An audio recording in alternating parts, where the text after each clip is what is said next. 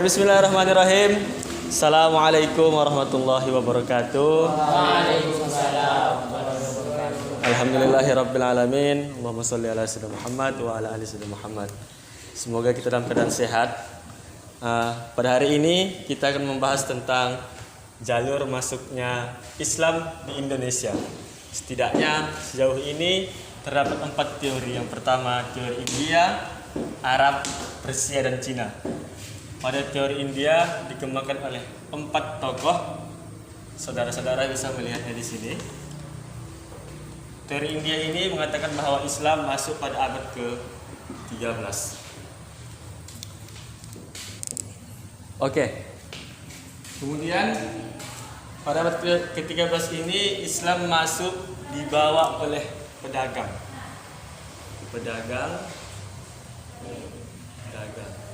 Mereka mengatakan bahwa Islam masuk dengan jalur perdagangan yang dibawa oleh pedagang-pedagang dari Gujarat atau yang dikenal dengan istilah India, salah satu daerah di India. Bukti-bukti dari teori ini ialah adanya temuan makam dari Raja Malik. Bukti pendukung dari teori ini adalah makam seorang raja dan nisan. Pada saat itu ada nisan-nisan yang sudah menunjukkan bahwa Islam masuk ke Indonesia pada abad ke-13. Kemudian teori yang kedua ialah teori Arab yang dikembangkan oleh Sir Thomas Arnold pada abad ke-7 sampai ke-8.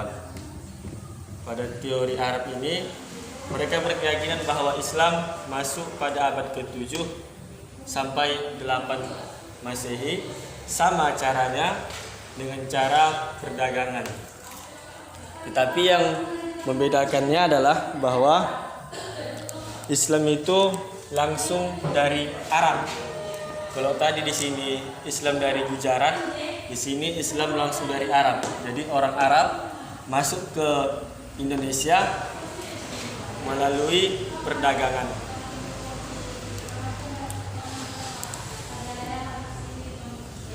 Hal ini didasarkan pada sebuah tulisan seorang yang beragama Buddha, namanya Aising. Aising ini seorang pelaut, pedagang. Dia menuliskan di catatan hariannya bahwa Sising ini pergi ke Nusantara atau sekarang Indonesia, dan dia singgah di kota Palembang dan telah menyaksikan bahwa sudah banyak orang muslim berada di Barus. Barus ini sebuah kota yang terdapat di Tapanuli, Sumatera Utara.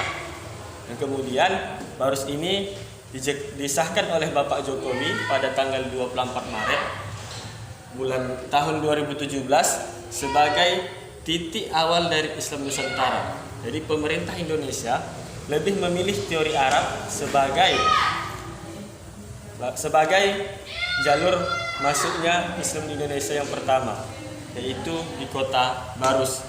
Adapun tokoh-tokoh Islam atau yang di Indonesia yang mendukung teori ini yang terkenal itu adalah Ajra ini seorang sejarawan muslim, berdasarkan bahwa di Indonesia pada abad ke-7 sampai ke-8 Masehi banyak ditemukan tradisi-tradisi yang sama dengan Persia. Jadi pada abad ke-7 dan ke-8 sudah ditemukan bukti-bukti bahwa Islam masuk ke Indonesia pada abad ke-7 dengan bukti-bukti adanya kesamaan tradisi dengan Persia. Kemudian ada tradisi Besila. Raya tradisi bersila. Dan yang terakhir adanya makam Fatimah binti Maimun. Dalam nisan Fatimah binti Maimun ini dituliskan berhuruf Arab dan pada abad ke-7. Jadi si Fatimah ini meninggal pada abad ke-7 di Nusantara. Itulah yang membuatkan Ajra lebih memegang teguh teori masuknya Islam ke Indonesia pada abad ke-7. Kemudian teori Persia dikenalkan oleh Husin Zayaningrat bahwa Islam masuk pada abad ke-13 Masehi, sama dengan India. Tetapi yang membedakannya adalah bahwa masuknya Islam ini didahului dengan dipusatkan pada kerajaan Samudra Pasai, di mana di Aceh. Apa buktinya? Yang pertama ialah tradisi peringatan 10 Muharram. Jadi orang-orang Iran di Syiah sana memiliki tradisi Karbala, yaitu sebuah tradisi mengingat kematian anak dari Ali. Yang kedua yaitu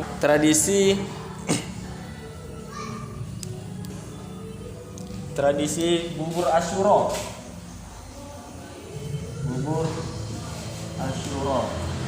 Di mana bubur ini dibuat dari macam-macam jenis dari kacang-kacangan yang dikenalkan pada 10 Muharram. Yang ketiga adanya kesamaan ajaran Sufi dari Al-Hajj dan Syekh Siti Jenar. Baru yang keempat ialah sistem kepercayaan yang sama. Yang kelima sama dengan yang kedua teori ini, yaitu adalah batu nisan yang ditemukan pada abad ke-13. Yang terakhir yaitu adalah teori Cina. Tidak ditahukan pasti siapa tokoh yang mengambil teori Cina ini. Hanya saja teori Cina ini berdasarkan yang pertama analisis dokumen orang-orang Cina, atau tepatnya pedagang-pedagang Cina. Jadi dari dokumen-dokumen orang-orang Cina itu, para ilmuwan membuat kesimpulan bahwa dan menganalisis bahwa Islam masuk ke Indonesia dari Cina, bukan dari Arab seperti yang sebelumnya kita jelaskan. Kemudian berdasarkan analisis ini, pendukungnya ialah bahwa Raden Patah, seorang raja dari Jawa, itu memiliki gelar-gelar Cina. Kemudian yang kedua yaitu banyaknya nama menggunakan istilah Cina. Jadi nama-nama Cina banyak di Indonesia ini. Yang terakhir yaitu adalah masjid-masjid di Indonesia berarsitektur Cina. Mungkin kawan-kawan bisa melihat masjid yang model seperti bangunan-bangunan Cina. Tetapi yang harus perlu dicatat bahwa teori Cina ini tidak memiliki bukti-bukti ilmiah. Jadi kalau bahasa kita di sini, teori Cina ini berangkat dari anggapan-anggapan seseorang. Wah, tengok semalam si fulan berjudi, padahal tidak ada bukti bahwa si fulan berjudi. Begitulah teori Cina ini. Jadi dia tidak mempunyai bukti. Jadi dari keempat teori ini menjadi teori yang memfokuskan bahwa Islam masuk di Indonesia pada abad ke-13 kemudian ke-7. Tetapi yang kita ambil, terutama pemerintah Indonesia mengambil yang abad ke-7 sampai ke-8. Mengapa demikian? Karena telah ditemukan banyak kerajaan-kerajaan yang sudah berdiri sebelum 7 Masehi, yaitu sebelum abad ke-7.